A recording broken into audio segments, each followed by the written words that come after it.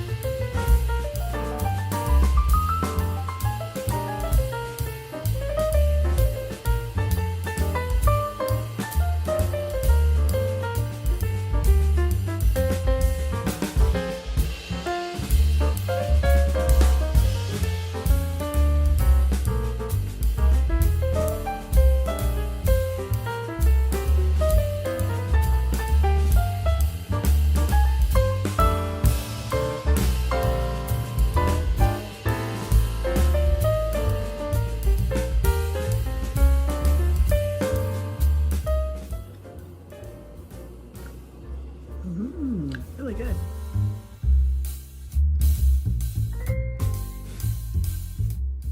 Okay, next thing I have here is some celery, and I'll tell you that there's a million ways of making potato salad. I have a potato salad. It is a very basic potato salad, and you don't need to put any celery in or any olives, anything like that. But this recipe is a recipe that I actually have more people who enjoy the potato salad this way than they do the plain potato salad or just the basic potato salad. So I'm going to share this recipe with you as well. I think what I'm going to do is put a towel under my cutting board so it doesn't slip around on me. I didn't think about that, so there we go. I like to use my plastic cutting board when I'm using it for vegetables. It just, I don't know, I've just gotten used to it and it works pretty good for me. Okay, now the celery I'm cutting into small pieces because I don't particularly enjoy big chunks of celery. in my potato salad. But the small ones give you just a little bit of crunch in your potato salad, and it adds just that little extra flavor. So we are going to just chop this up. Now the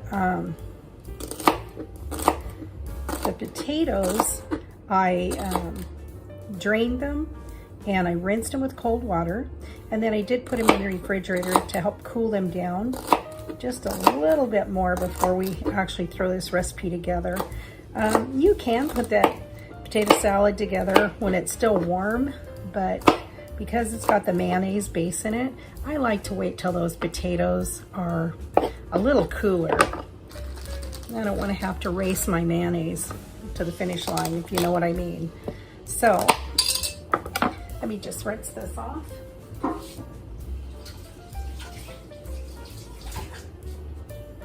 Okay, so I'm just going to throw one more piece of celery. Now these are pretty small slices of celery, so if you got large slices, then 2 stalks of celery is going to be about right. Now I did start my potato salad with 6 medium-sized russet potatoes. So, and generally for every potato, it's a medium size, I add 1 boiled egg. So I have 6 potatoes and 6 boiled eggs and 3 small stalks of celery that we're going to put into this. And I did add, it was probably a good 5 tablespoons of sliced olives because, you know why. I love olives and any excuse is good for me. So let's just hope my husband thinks so too. So this, there we go. Now I'm going to get those potatoes out and we're going to throw this together. Okay, so we're going to go ahead and throw in our celery.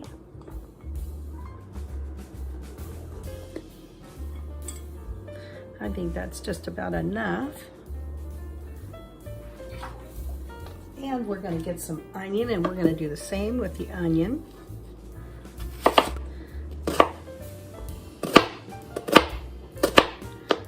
Now, you don't have to put onion in your potato salad if you don't like onion. You can put as much in as you want or little in as you want. You know, potato salad is like macaroni and cheese and meatloaf.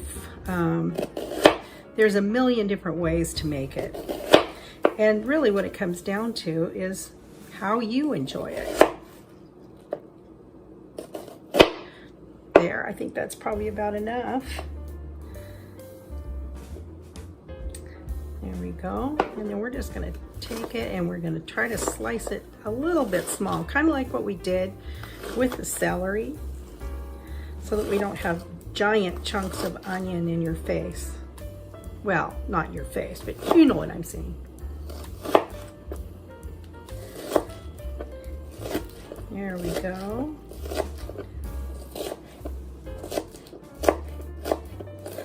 Let's add our onion. There we go. And the next thing we're going to do is add our egg. Now, I was going to say this in the very beginning. I should have probably used a larger bowl.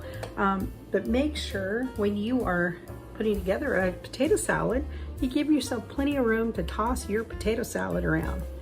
So there's lots of room in the bowl. So I'm just sliced these and I quartered them, and I'm just slicing them right in. And of course I have pushed the limits of the size of the bowl. So I may just go ahead and change out my bowl just so that I can make sure that I'm getting this mixed really well. I think that's what we're gonna do. Okay, here we are, and we actually have a bowl we can mix in. So we're gonna go ahead and we're gonna start mixing. So we've got our sauce that we mixed up earlier. And before I put that on, I'm just tossing around our potatoes and our egg and our celery. Now when I seasoned our sauce, I put in about a half a teaspoon of black pepper, half a teaspoon of salt, half a teaspoon of paprika. I want to start out a little light on the seasoning, and then we can always add more. So here we go with our sauce, and I'm just going to go ahead and pour it all on there.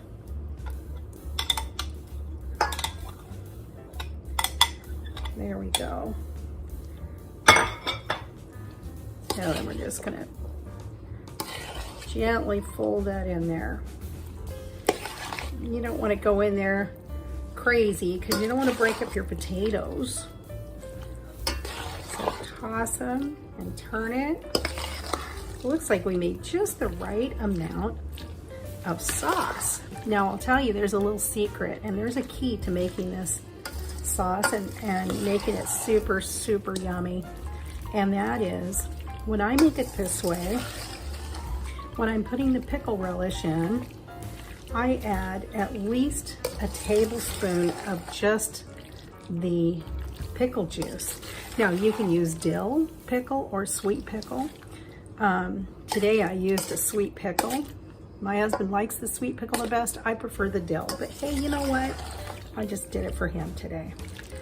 And I also add about 1/4 cup of half and half or milk, whatever you happen to have on hand. And I didn't have any half and half today, so I used milk.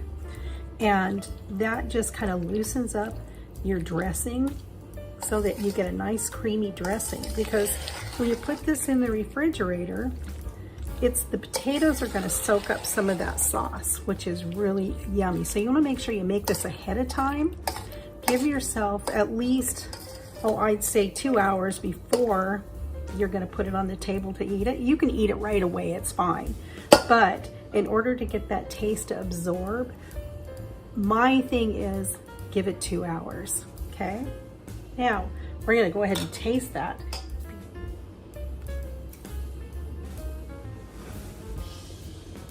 Oh, that's perfect. I think maybe just a tiny bit of salt and some more paprika. Now, if you have people who are a little sensitive to salt, too much salt, you can always leave the salt and pepper on the table and let them go ahead and season it up. But it's just for us, so I'm going to season it up now. I did add a little extra black pepper as well. Okay, well, let's get that into our serving bowl so that we can put that on the table with our fried chicken. And we're just going to put it right back into the bowl that we were using.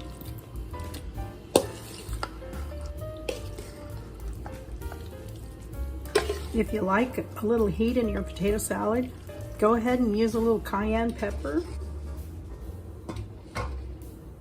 Let's add a little paprika for color.